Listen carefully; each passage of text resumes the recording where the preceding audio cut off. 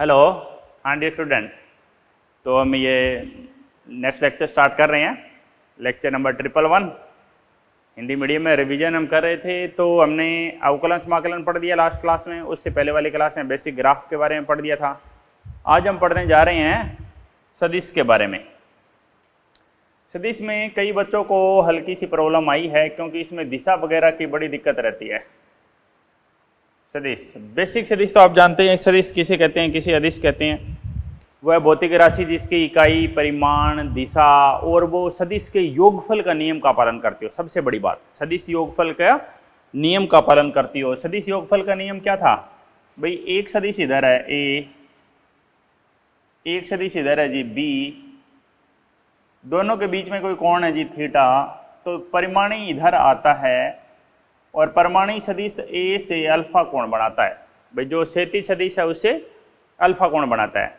तो जो परिमाणी का परिमाण होता है वो क्या होता है? वो सदिश A square B square plus 2ab cos theta, यानी वो थीटा पर निर्भर करता है जी, तो ही वो राशि सदिश है। अब देखो, जैसे विद्युत धारा को अदिश क्यों बोलते हैं?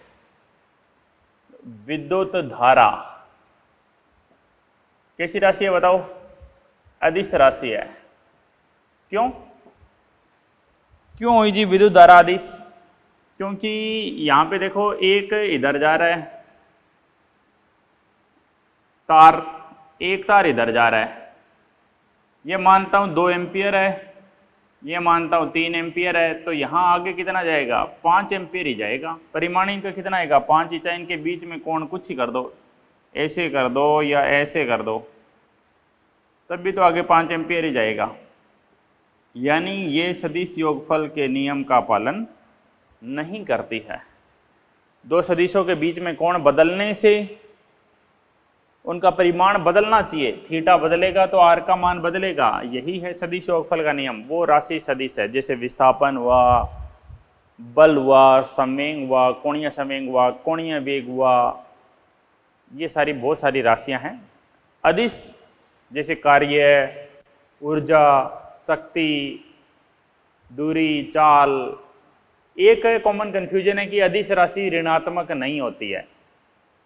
कई बच्चे कहते हैं कि अदिश राशि ऋणात्मक नहीं होती है। जैसे ये भी कॉमन कंफ्यूजन है, जैसे दूरी कभी ऋणात्मक नहीं होती, चाल कभी ऋणात्मक नहीं होती। सही है जी, अदिश राशि।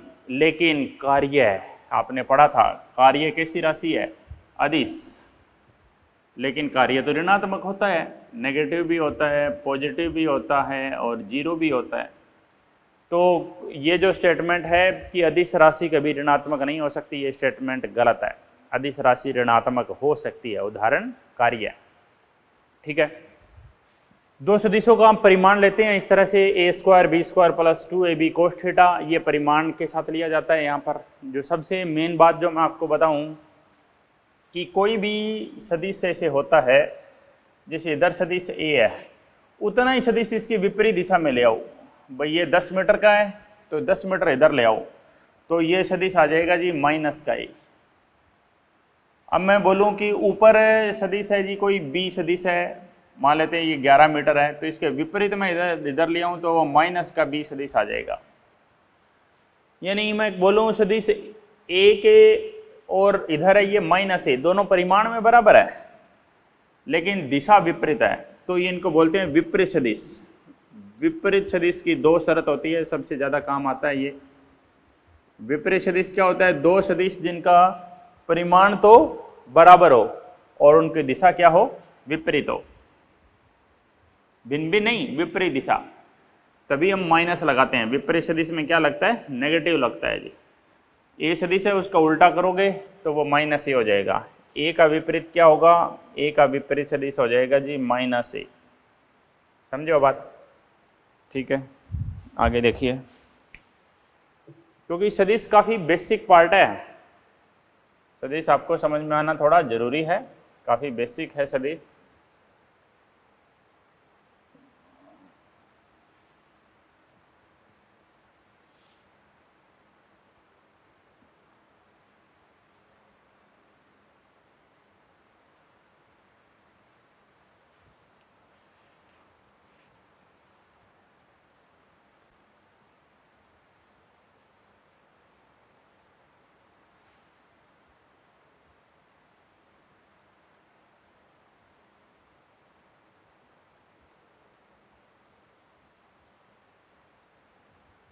हाँ, तो देखो अगली बात क्या है। अगली बात है जी कि जो सदिश है उसमें कोई भी सदिश, जैसे यहाँ पर था सदिश है, ये 4 मुख्य दिशाएं होती है जी, पूर्व, पश्चिम, उत्तर, दक्षिण, ये हमेशा याद रखना। और इनके बीच में जो दिशा आती है, जैसे ये दिशा बोले, ये होती है जी उत्तर पूर्व, north east, south east, north south west और नॉर्थ वेस्ट। समझ गए? समझ गए जी। अब ये कोई ए सदिश है जी, इसको मैं इसके समांतर विस्थापित करके यहाँ पे ले आता हूँ जी, तो ये सदिश ए ही रहेगा। लेकिन अगर आपने इसको, जैसे इस सदिश को आपने यहाँ से घुमा दिया और ऐसे बोल दिया, तो अब ये सदिश ए नहीं है, तो ये नया सदिश बी आ गया। ए और बी का परिमाण बराबर है, ये परिमाण होता है, लेकिन सदिश ए बराबर नहीं है जी सदिश बी। अब मेरी बात सुनो, एक ये पेन है, देखो इधर है, 5 मीटर पूर्व में है, अब भी 5 मीटर पूर्व में, अब भी 5 मीटर पूर्व में।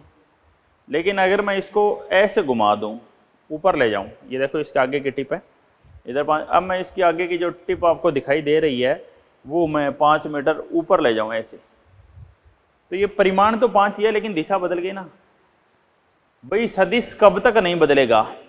2 सदिश कब बराबर हो सकते हैं? जब दोनों का परिमाण और दिशा दोनों बराबर हो। 2 सदिशों में अगर परिमाण और दिशा दोनों बराबर हो तो सदिश बराबर होंगे, नहीं तो सदिश बदल जाएंगे। ठीक है, अगली बात पे आते हैं जी। ये था समान सदिश। असमान तो या तो परिमाण अलग हो जाए या दिशा अलग हो जाए। विपरीत बता दिया। समांतर में परिमाण कुछ भी हो भाई, ये दोनों समांतर है, इनके बीच, समांतर के बीच कोण हमेशा 0 डिग्री होएगा। असमांतर, ये देखिए ये असमांतर है, असमांतर के बीच कोण हमेशा कितना रहेगा? 180 डिग्री। 2 सदिश असमांतर तभी हो सकते हैं जब उनकी दिशा बिल्कुल विपरीत हो, उनके बीच में कोण 180 डिग्री का होना ही चाहिए। ठीक है, अगली बात पे आते हैं। अगली बात है जी समांतर सदिश, असमांतर सदिश, विपरीत सदिश। विपरीत सदिश इसी का ही रूप है, बस विपरीत सदिश में क्या होना चाहिए? परिमाण बराबर होना चाहिए, छोटा बड़ा नहीं चलेगा, ये विपरीत है। विपरीत सदिश में भी कोण 180 डिग्री होगा, बिल्कुल विपरीत सदिश में भी कोण 180 डिग्री होता है जी। ठीक है, तो सबसे ज्यादा हमें काम आता है एकांक सदिश। एकांक सदिश क्या बताता है? केवल दिशा बताता है जी। ऐसा सदिश जिसका परिमाण 1 हो, ये दिखाने का तरीका है। एन कैप से दिखा सकते हो आप, ए कैप से दिखा सकते हो, बी कैप से दिखा सकते हो, किसी से भी दर्शा दो। ये इसका परिमाण कितना होगा? 1। ऐसा सदिश जिसका परिमाण 1 हो उसे एकांक सदिश कहते हैं। एकांक सदिश क्या करता है? केवल दिशा बताता है जी, केवल दिशा बताता है। एकांक सदिश है वो केवल दिशा बताता है, उसका एक ही काम है दिशा बताना। ठीक है जी, एकांक सदिश हो गया, दिशा बताता है जी। अगली बात पे आए। अगली बात पे देखो, एकांक सदिश का काम हो गया, दिशा बताता है। अब इसका फार्मूला क्या होता है? इसका फार्मूला होता है, जैसे मैं बोलूँ ए कैप का मुझे फार्मूला लिखना होगा, तो मैं ए सदिश बटे ए सदिश का परिमाण, सदिश बटे सदिश का परिमाण। बी में लिखना होता बी सदिश बटे में बी सदिश का परिमाण। समझ गए? ये बी सदिश हो गया जी। देखो जैसे मैं एक बात आपको बताऊं, ये क्या है? ए कैप, कैप से लिखते हैं, इसका मतलब है ए की दिशा, ए सदिश की दिशा है जी। है ए सदिश की क्या है? दिशा है। और ये क्या है बताओ? ये सदिश ए का परिमाण,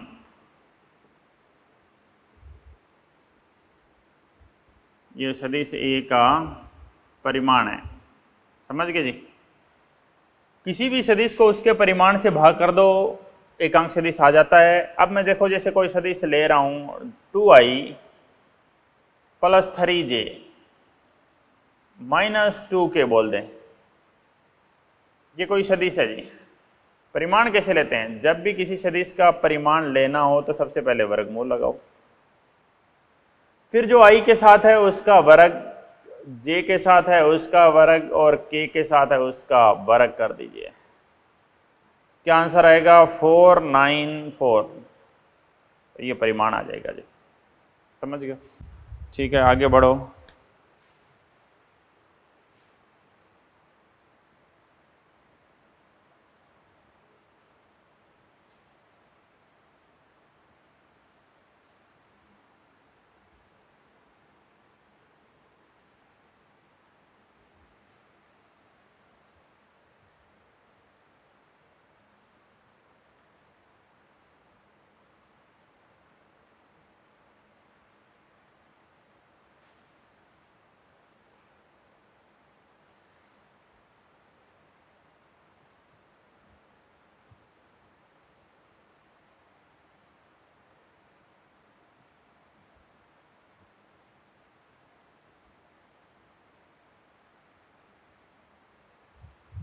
अगली बात पे जाते हैं।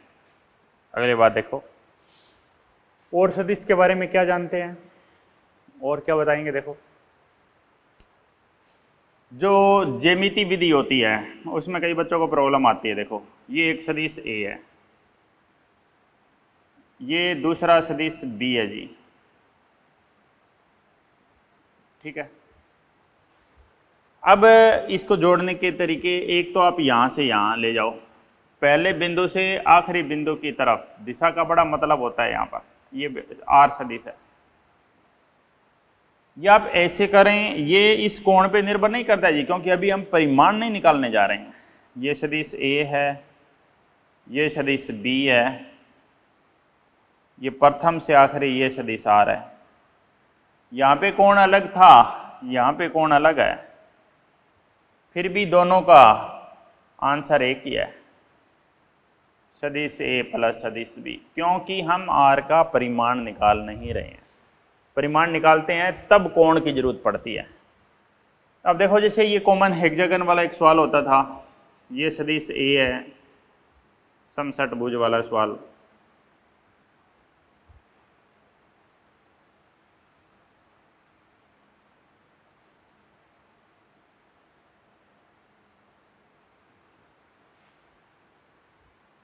ठीक है, ये इधर सदिश ए है, इधर सदिश बी है। तो जो ये सदिश होता है इसके सामने, ये एक बहुत बड़ी बात होती है, ये कई बच्चों को पता नहीं होता है। ये सदिश दिया नहीं जाएगा आपको, ये कितना है बताओ, याद हो तो आपको। ये b है तो ये 2b होता है जी। समझ गए? इसके सामने वाला सदिश, क्यों ऐसा क्यों हुआ? पहले भी बता चुका मैं। समषटभुज होती है ना, जो समषटभुज होती है उसमें क्या होता है? देखो, ऐसे ऐसे ऐसे, उसमें सारे कोण 60 डिग्री के होते हैं। 60 60, ये भी 60, 60 60 60 60 60 60 60 60, ये भी 60 60 60 60 60 और 60, सारे कोण 60 के ही होते हैं उसमें। इसका मतलब सारे कोण, हर एक साइड, ये भाई एक समबाहु त्रिभुज है तो उसकी सारी साइड क्या होगी? बराबर होगी। ये देखो, ये सारी समबाहु त्रिभुज है, एक समबाहु त्रिभुज, दूसरी समबाहु त्रिभुज, तीसरी समबाहु त्रिभुज, चौथी समबाहु त्रिभुज, पांचवी समबाहु त्रिभुज और छठी समबाहु त्रिभुज। समषटभुज कुछ नहीं, 6 समबाहु त्रिभुजों का जोड़ है। तो सारी साइड समबाहु त्रिभुज, ये x है तो ये x है, ये x है तो ये कितना हो गया? पूरा 2x हुआ कि नहीं? यानी ये बीयत ये कितना हुआ 2b, लेकिन दिशा सेम ही रखनी पड़ेगी। ठीक है, अब आपसे क्या पूछा जा सकता था इस सवाल में? इस सवाल में इसे पूछा जा सकता था कि जैसे मान लेते हैं ये जिसको पता नहीं है वो तो सवाल ही नहीं कर पाएगा। इस सवाल में ये पूछा जा सकता था कि इस सदिश का मान बताइए, आर सदिश का मान बताइए। ऐसे सवाल पहले भी करवाया मैंने आपको। तो आर सदिश का मान बताने के लिए सबसे पहले आपको क्या करना पड़ेगा? सबसे पहले आपको यहाँ पर एक अन्य सदिश परिमाण यहाँ लेना पड़ेगा जी। ये a है, ये b है, तो इसको मैं बोल सकता हूँ a प्लस बी। इसको मैं कोई बोल सकता हूँ आर डे सदिश है ये a प्लस बी। ठीक है, अब आगे बात करें तो देखिए इधर और ये इधर है जी, इसका मान आपको बताना है और ये आप बता चुके हो आर डेस आ गया। मान लीजिए सी से भी दर्शा सकते थे, सी से दर्शा दिया, चलो किसी से दर्शा दो, ये सी से दर्शा दिया। हमें तो आर डेस बताना है, आर बताना है, ये आपको ज्ञात करना है। तो ये तभी आएगा जब आपको पहले ये पता हो। इसको मैं नाम लिखूं ओ पी, आपको ये ओ पी पता हो। ओ पी तो हम जानते हैं कि अगर ये सदिश कितना है, ये सी तो हमने माना है, ये परिमाणी सी रेड वाला है, सी जो रेड वाला दिखाया है वो है जी। ठीक है, ए प्लस बी, सी का मान कितना है ए प्लस बी। ये बी है तो ये इसके सामने कितना बी हुआ 2b, बस अब सवाल हो जाएगा, अदरवाइज नहीं होता। तो आंसर क्या है देखो, this plus this equal to this, जो सामने से आता है c plus r, c plus r बराबर आया जी 2b। r का मान कितना आया बोलो, r का मान आया c माइनस 2b। c का मान रख सकते हो, c का मान क्या था a plus b minus 2b, a plus b minus 2b यानी a माइनस बी। r का मान आ गया जी a माइनस बी। कोई दिक्कत, कोई बात समझ ना आई हो पूछ सकते हैं, ये r का मान आ गया। ठीक है, बढ़े जी आगे, अगली बात पर चलते हैं। तो नेक्स्ट पॉइंट देखो क्या है,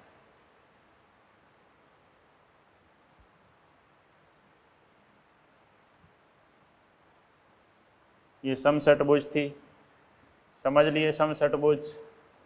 ये भी हम रिवीजन कर रहे हैं, इसलिए मैं ज़्यादा बड़ा लेक्चर भी नहीं कर रहा हूँ, क्योंकि हमें बस हर एक दिन एक लेसन पढ़ना है। क्योंकि जब बेसिक लेक्चर उस टाइम करते थे तो हम 50 मिनट का करते ही थे, अब हम 40 मिनट का ही करते हैं। क्योंकि अभी जो हम बातें पढ़ रहे हैं वो हम पहले पढ़ चुके हैं, तो जल्दी जल्दी उनको बस समझना है। और ये बातें आपकी नोट की हुई है सारी, तो दोबारा से इनको समझ लो, नोट करना चाहो तो नोट भी कर लो। और जो पुरानी कॉपी है उसको थोड़ा पढ़ लो, क्योंकि रिवीजन करना बहुत ज़रूरी है। बहुत से बच्चे पढ़ लेते हैं, सब कुछ पढ़ लेते हैं, सारा इकट्ठा करते जा रहे हैं, लेकिन लास्ट टाइम में जाते वो रिवाइज ही नहीं कर पाते हैं। रिवाइज करके नहीं गए पेपर में तो क्वेश्चन नहीं होंगे।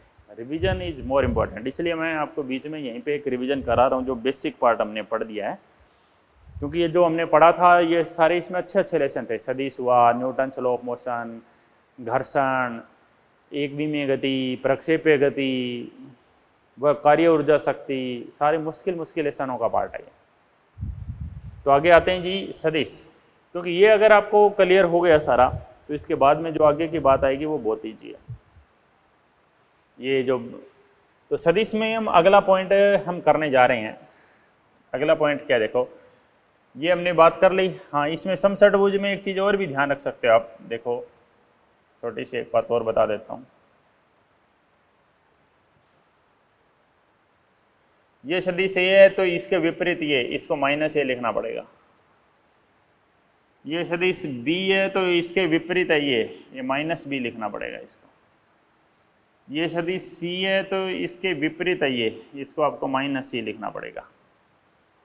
सबका योगफल करो 0 आएगा, और ये आपको पहले ही बता रखा है 0 आएगा कि नहीं। देखो नेट कितना आएगा आर लिखने की जरूरत नहीं, ऐसे लिखो सीधा A B C minus A minus B minus C. क्या आंसर आया बताओ, 0 आया कि नहीं? ठीक है, ए से ए, बी से बी, सी से सी। लेकिन अगर हम बात ये करूं मैं कि अगर आप इसको ऐसे कर देते कि ये सदिश ए है, ये सदिश बी है, ये सदिश सी है, ये सदिश डी है, ये सदिश ई है, और एक सदिश एफ ले रहे हैं। एफ सदिश कहाँ से कहाँ होगा बताओ? प्रथम बिंदु से अंतिम बिंदु की तरफ। प्रथम बिंदु से अंतिम बिंदु की तरफ एक सदिश होगा ऐसे। इस सदिश को हम बोलें एफ सदिश। एफ की दिशा देखो सबके विपरीत है, एफ की दिशा सबके विपरीत है, तो क्या होगा? ए बी सी डी ई, सदिश ए सदिश बी सदिश सी सदिश डी, ये सब मिलकर बना रहे हैं सदिश एफ। एफ का परिमाण क्या आया? ए बी सी डी ई सबको जोड़ दो तो एफ बन जाएगा जी। कोई बात समझ ना आई हो, कोई दिक्कत? आगे बढ़िए। अभी हमें परिमाण वाले पे जा रहे हैं, उस पर काफ़ी बातें करनी है अभी हमें। ये सदिश ए है, ये सदिश बी है, तो जो परिमाण होता है वो हमेशा इनके बीच में ही आएगा जी। इनके बाहर आर है वो बाहर नहीं हो सकता। ए और बी के बीच में अगर मैं कहूँ कोण थीटा है और ए और आर के बीच कोण अल्फा है, तो आर का मान कितना होगा? आर का मान होगा जी ए स्क्वायर, ये सारे प्रूफ करके बता चुके हैं आपके, अब मैं डायरेक्ट लिख रहा हूँ ए बी कॉस थीटा। ठीक है, थीटा, एक बात आई आप यहाँ पे देखना, एक और फार्मूला होता है टेंजेंट अल्फा। क्या होता है बताओ? B sine theta upon A plus B cos theta. B sine theta upon A plus B cos theta, ये फार्मूला होता है टेंजेंट अल्फा। टेंजेंट अल्फा होता है क्या बताओ? टेंजेंट अल्फा होता है परिमाणी की दिशा, परिमाणी सदिश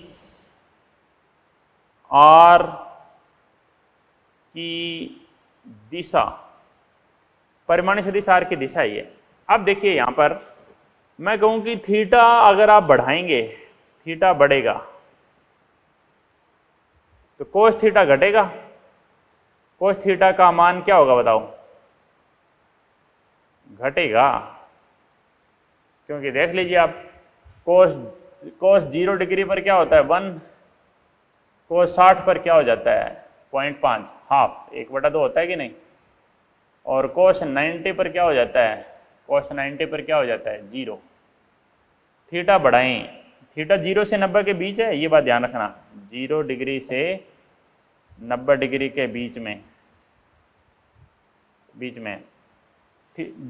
0 से 90 के बीच में आप थीटा बढ़ाएंगे तो कोस थीटा का मान घटेगा, अर्थात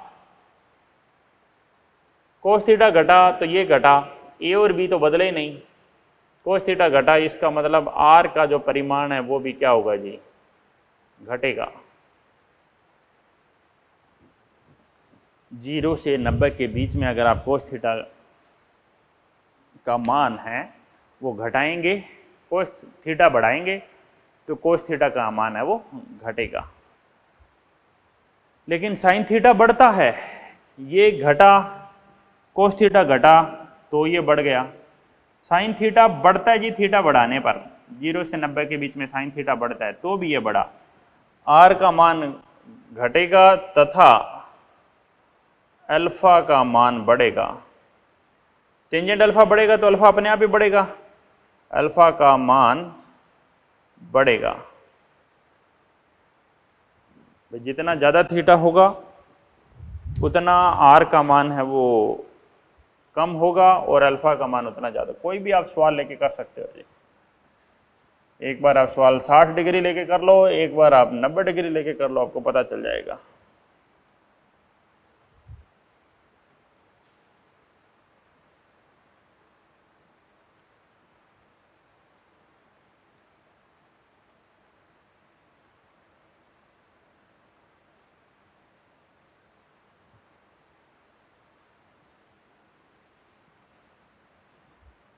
ठीक है, अगली बात देखिए, अगली बात क्या है?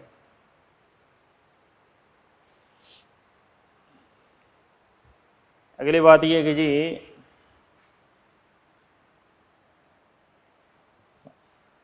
कि जब दो सदिश बराबर हो, ए और बी का परिमाण बराबर है,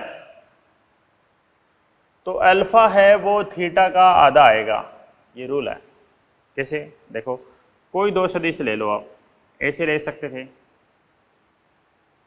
भाई, ये भी सदिश ए और सदिश बी दोनों का परिमाण मान लेते हैं, ये भी 5 है और ये भी 5 है, उनके बीच में मैं कहूँ थीटा 90 डिग्री है, अल्फा का मान कितना आएगा? 45 डिग्री आएगा। करके दिखाऊं? देखो करके दिखा देता हूँ, पहले भी दिखाया हुआ है। तो सबसे पहले फार्मूला लगाइए आप, थीटा 90 डिग्री है, टेंजेंट अल्फा का फार्मूला लगाइए, टेंजेंट अल्फा बराबर बी साइन थीटा ए प्लस बी कोस थीटा। ठीक है, बी की जगह बी है साइन 91, ए की जगह भी मैं बी लिख देता हूँ, और कोस 90 ये तो क्या हो गया जी 0, साइन 90 है, साइन 90 क्या होता है 1, और कोस 90 क्या होता है 0। क्या मिला? ऊपर भी नीचे भी बी। टेंजेंट अल्फा बराबर 1, बी से बी काट गया। टेंजेंट थीटा 1 कब होता है? जब थीटा 45, यानी अल्फा कितना आएगा 45, पहले बता दिया था मैंने आपको। जब दो सदिश परिमाण में बराबर हों तो उनका परिमाणी सदिश दोनों से बराबर बराबर कोण बनाएगा। यानी ए इधर 5 है, बी इधर 5 है, तो उनके बीच 90 डिग्री है, तो आर इधर आएगा जी, आर इससे भी 45 बनाएगा और आर इससे भी 45 बनाएगा, दोनों से बराबर कोण बनेगा। आगे अगर मैं बात करूं, मैं कहूं कि जी दो सदिश है ए और बी, उनके बीच में कोण मैं कहूं 60 डिग्री है। ठीक है, ए और बी के बीच में कोण है 60 डिग्री है और दोनों का मान बराबर है।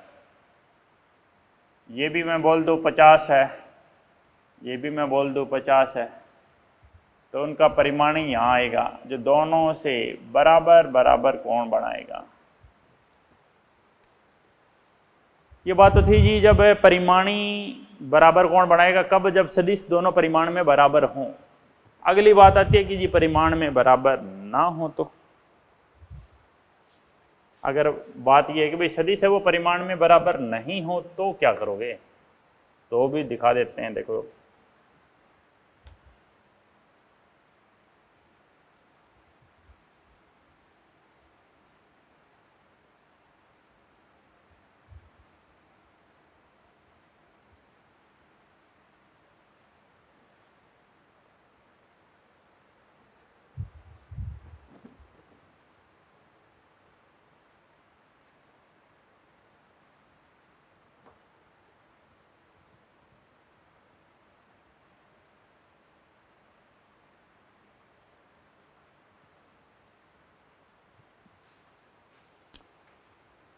हाँ, तो क्या करेंगे? देखिए जी, ये बात आपको पहले भी बताई गई थी, ये इंपॉर्टेंट बात है, मैं अब भी बता रहा हूँ। देखो क्या बात थी, एक सदिश इधर है, दूसरा सदिश मैं यहाँ ले लेता हूँ जी, और यहाँ पे मैं आर ले लेता हूँ, और ये थीटा 1 बोलता हूँ, ये थीटा 2 बोलता हूँ। मैं कह रहा हूँ जी बी का परिमाण ज़्यादा है, मान लिया ए से, बराबर थे अभी तक, तो अगर बराबर होते तो थीटा 1 थीटा 2 बराबर होते, लेकिन ये कह रहा है जी बी का परिमाण ज़्यादा हो जाए, तो बी का परिमाण ज़्यादा हो गया तो क्या होगा जी? थीटा 1, बी ने कौन सा कोण बनाया? थीटा 1, ऐसे दिखा दो, इसको थीटा 1 बोल दो ए को, फिर बी बाद में आता है इसलिए मैं इसको थीटा 2 बोल रहा हूँ। थीटा 2 थीटा 1, ये पहली बात। बी का मान कम हो गया, ए का मान ज़्यादा हो गया, तो क्या बोलोगे थीटा 2 थीटा 1 को? और ये बात तो हमने पढ़ी है जी अभी। इन तीनों में से कौन सा सही है? ये तो सही है ही है। अब इनमें से देखते हैं कौन सा सही है। b का परिमाण ज़्यादा हो तो b कम बनाएगा कौन, और b का परिमाण कम हो तो b ज़्यादा बनाएगा कौन? ये बात आप समझ लेना। बिल्कुल, ये भी सही है, ये भी सही है, ये भी सही है। बड़ा सदिश परिमाण में बड़ा सदिश हमेशा परिमाणी से छोटा कौन बनाएगा? करके दिखाएं, देखते हैं। चलो एक क्वेश्चन से समझते हैं। क्वेश्चन ये कि लिखें दो सदिश a और b, उनका परिमाणी r छोटे वाले के लंबवत है, छोटे सदिश के लंबवत है।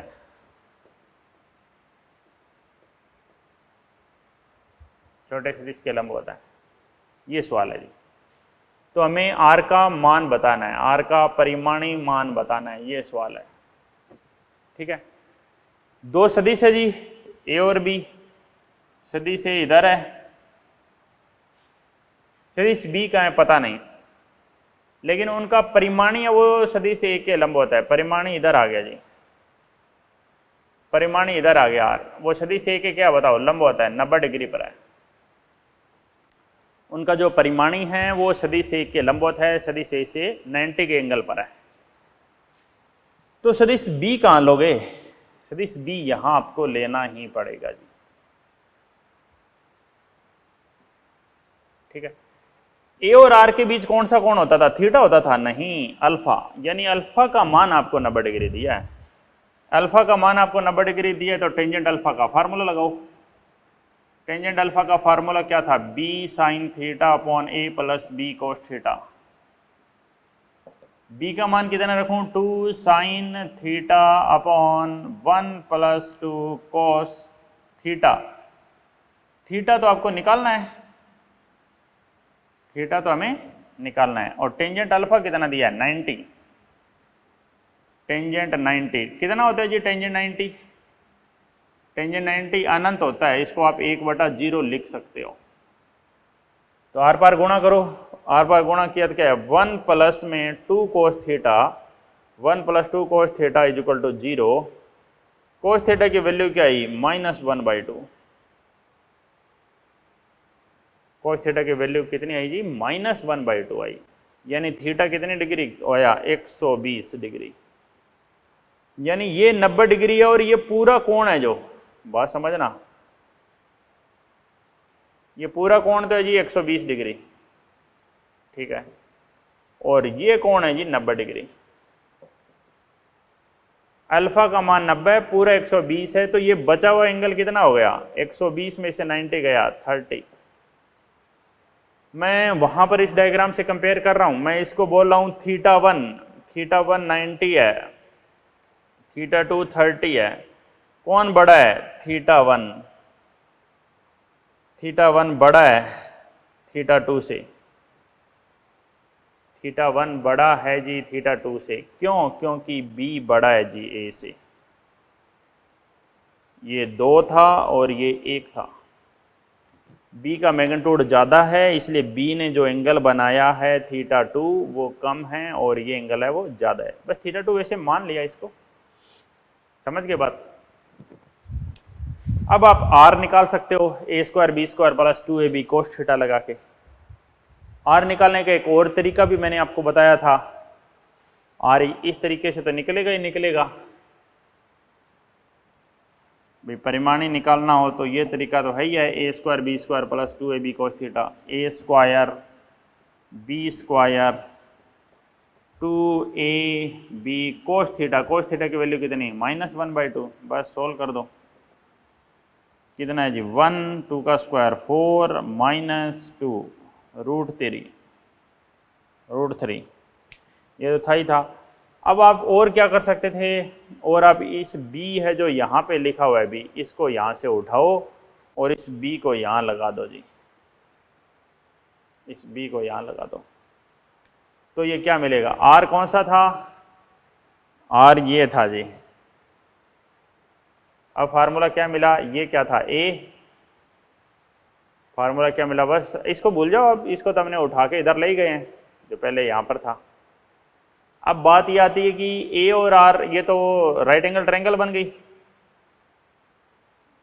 आधार का स्क्वायर प्लस में लंब का स्क्वायर बराबर कर्ण का स्क्वायर, बस ये 1 का स्क्वायर है 1 ही रहेगा,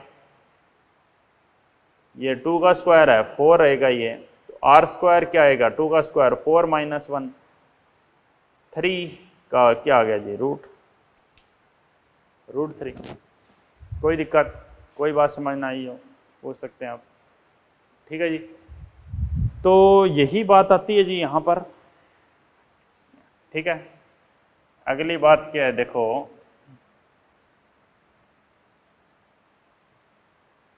एक छोटी सी बात और बताता हूँ बस सदिश को यहीं पे, बाकी आगे तो क्वेश्चन ही है जी, कितने ही क्वेश्चन कर दो इस पे, ये मेन बातें थी। बाकी आपको डॉट गुणनफल और क्रॉस गुणनफल वो तो आपको पता ही है जी, वो तो बहुत प्रैक्टिस हम कर ही चुके हैं, डॉट गुणनफल की तो बहुत प्रैक्टिस कर ही चुके हैं। क्रॉस गुणनफल चलो एक बार और बता देता हूँ, दो सदिश लेता हूँ, एक सदिश ए है 2i plus 3j plus 4k, एक सदिश मैं b लेता हूँ i plus 4j plus 5k, ठीक है।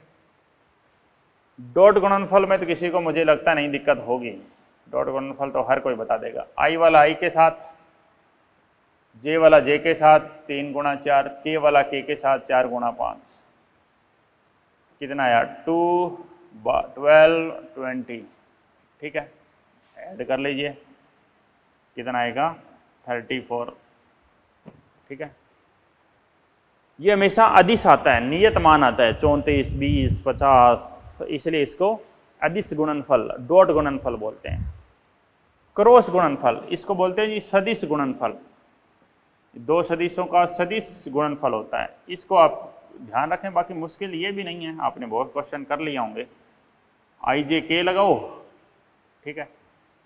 जो सबसे पहले ए आया था तो ए के पहले लिखने हैं 2 3 4, बी बाद में आया है तो बी के बाद में लिखने हैं 1 4 5, ठीक है। अब बस इसको आप ऐसे करो जी, आई को बंद करो, हमेशा यहाँ से स्टार्ट करो, 3 गुणा 5 माइनस 4 गुणा 4, जे हमेशा माइनस का, ये निशान हमेशा माइनस का आएगा जे के आगे। जे की बारी आई है तो आई को खोल दो जी, अब जे को बंद कर दो। अब 5 किससे करेगा 2 से करेगा, 2 गुणा 5 माइनस 4 गुणा 1, और अब लास्ट में के आता है, आई जे के आता है तो इस जे को खोल दो जी, खोल दिया इसको बंद कर दो, बंद कर दिया तो अब ये यहाँ से ये गुणा करना स्टार्ट करेगा, 4 गुणा 2, 2 गुणा 4 माइनस 1 गुणा 3, बस आगे इसको हल कर लो जी। आई 15 माइनस 16 माइनस 1, जे 10 माइनस 4 6, के 8 माइनस 3 5, तो फाइनल आंसर है जी माइनस आई 6j और 5k। इसमें सदिश आया आपने देखा होगा, इसमें आई जे के तीनों आए हैं, इसका मतलब ये सदिश गुणनफल है, इसमें से नियत मान आया था, इसका मतलब ये अदिश गुणनफल है, ये पहचान होती है। अदिश गुणनफल खाली आपको दिशा नहीं बताता जी, सदिश गुणनफल हमेशा आपको दिशा बताता है।